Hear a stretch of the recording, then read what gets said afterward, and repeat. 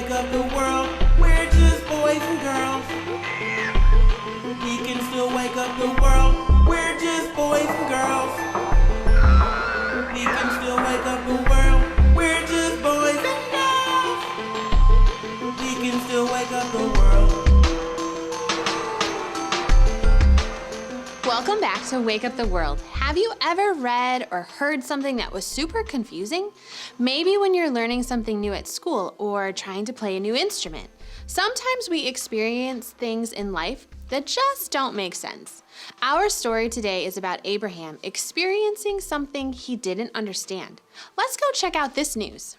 It's time for Newsy News.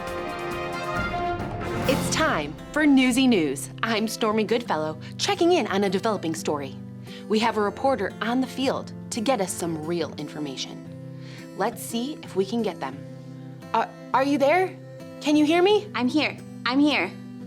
Up on a mountain, and I'm afraid of heights, so let's just hurry this along. Oh, okay. What I'm hearing is that God kept his promise to give Abraham and Sarah a son. Yes, true. Isaac is his name. Oh my goodness, we're so high. So one day God told Abraham to take Isaac to this mountain way up here, and give him to God as an offering. That doesn't make any sense. Abraham loved Isaac very much, and Isaac was his son that God promised him. Isaac was supposed to have children and grandchildren. How is he supposed to do that if Abraham gives him up as an offering? Well, hold on. Abraham believed that God would make things turn out right.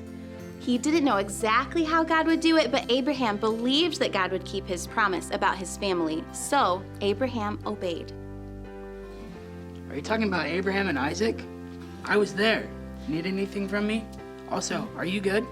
Fine, I'm just a little afraid of heights. Hello? I'd love to hear what happened next. What did Abraham do?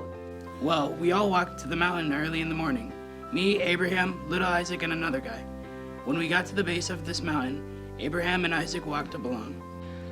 I have a special note here that says in these Bible times, people gave sacrifices and offerings to God. Abraham and Isaac may have brought God sacrifices together before. Right, so when they got to the top of the mountain, Isaac saw that something was missing. He asked his dad where the lamb was that they would have to give to God. Abraham told his son that God would give them a lamb. This is the best part. Can I tell it? Abraham built an altar and got ready to offer Isaac to God. A voice called to them from heaven and said, Abraham, I see that you are willing to do what I said. You do not have to offer your son Isaac. Right, so because God could see that Abraham loved God more than anything or anyone. Then Abraham looked up and saw a ram caught in a bush. God had sent a ram to sacrifice instead of Isaac. Thank you both. Wow, Abraham loved God. He was willing to give up his son Isaac, but God provided a ram so Isaac could live. God was willing to give his son, Jesus, to save the world from sin. Jesus offered his life as a sacrifice for our sin so we can live. That's it for today. I'll see you next time on Newsy News. Okay, cool. Let's get down right now. Go.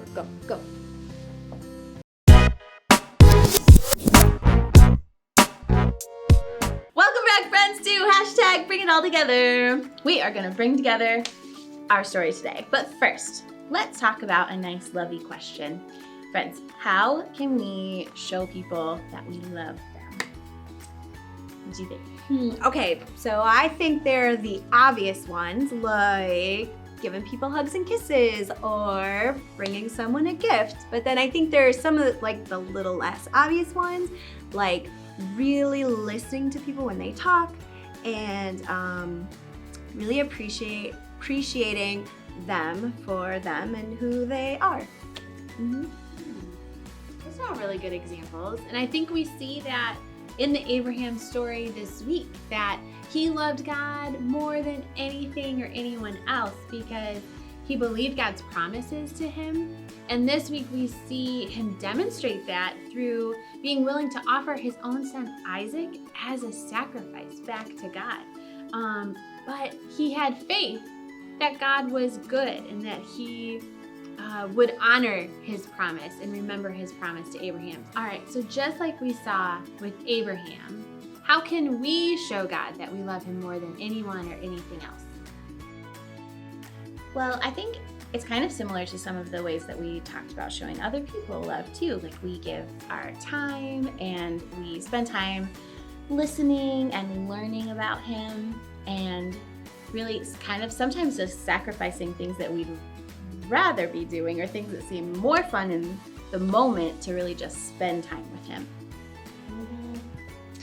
Yeah, I think definitely that was something that Jesus taught us, was sometimes getting out of our comfort zone, like the people we seem like we wouldn't usually talk to, and showing them love and kindness. And showing other people love and kindness is a great way of showing God that we love him and we want to do what makes him happy.